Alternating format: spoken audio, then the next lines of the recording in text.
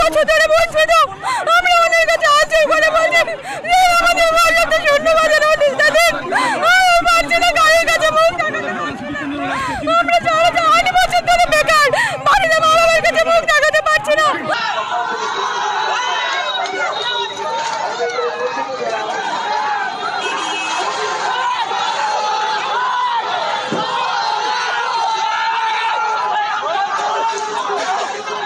নমস্কার বন্ধুরা, আমার নাম ধ্রুবজ্যোতি সরকার।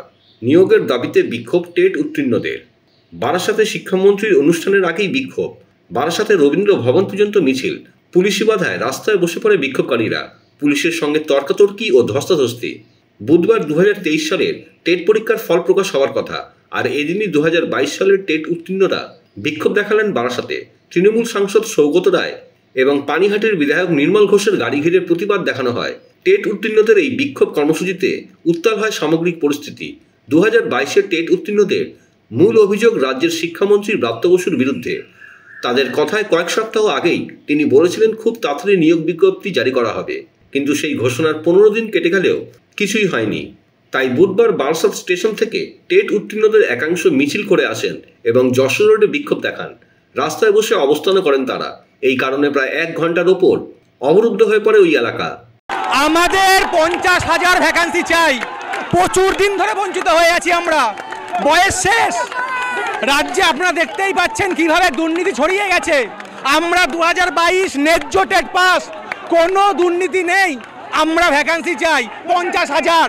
পুলিশ আপনাদের পুলিশকে জিজ্ঞেস করুন কেন আটকাই। আমরা তো শান্তিপূর্ণভাবে এসেছি। আমরা এসেছি আমাদের দাবিতে, ন্যায্য দাবিতে। মাননীয় মুখ্যমন্ত্রীর কাছে আসছি তার দৃষ্টি আকর্ষণ করতে। আমাদের দাবি আজকে 2022 সাল থেকে আমরা বসে আছি 3 বছর। এই 3 বছর আমরা বসে আছি, আমাদের বয়স চলে যাচ্ছে। আমাদের কোনো নিয়োগ নোটিফিকেশন না। এখান থেকে 1 সপ্তাহ আগে মাননীয় শিক্ষামন্ত্রী ব্রাত্য বসু স্যার আমাদের বলেছিলেন যে এই 22 টেটের, আমার নাম বিকাশ মণ্ডল, আমি আমরা আজকে 8 বছর ধরে বঞ্চিত।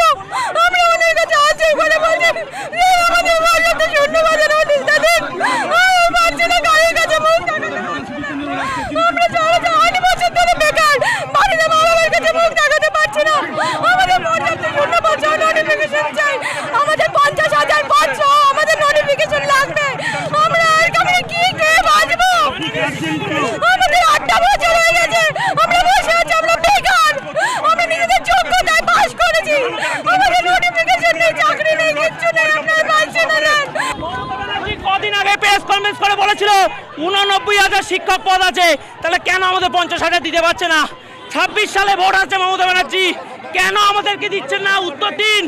আজকে পুরো এই আন্দোলন পুরো 22 টেট প্রার্থীদের নয়, শুধু শিক্ষকদের নয়, পুরো বাঙালিদের এই আন্দোলন। বাঙালিকে জাগতে হবে, পুরো পশ্চিমবঙ্গে জাগতে হবে। আপনারা 2 টাকা ট্রেনের টিকিটের দাম বাড়লে অবরোধ করেন, সবজির দাম বাড়লে অবরোধ করেন, বিভিন্ন শাকসবজির দাম বাড়লে অবরোধ করেন, তাহলে আপনার বাচ্চারা আজকে প্রাইমারি স্কুলে পড়তে পারছে না, আপনি পথে নামবেন না? আপনি হাত জোর করে প্রশ্ন করুন, যে নেতা 26 সালে আপনার কাছে ভোট চাইতে আসবে তিনি আপনাদের জন্য কি রেখে দিতে চাইছেন? শুধু শিক্ষক শূন্য স্কুল রেখে দিতে চাইছেন? তা হবে না, হবে না।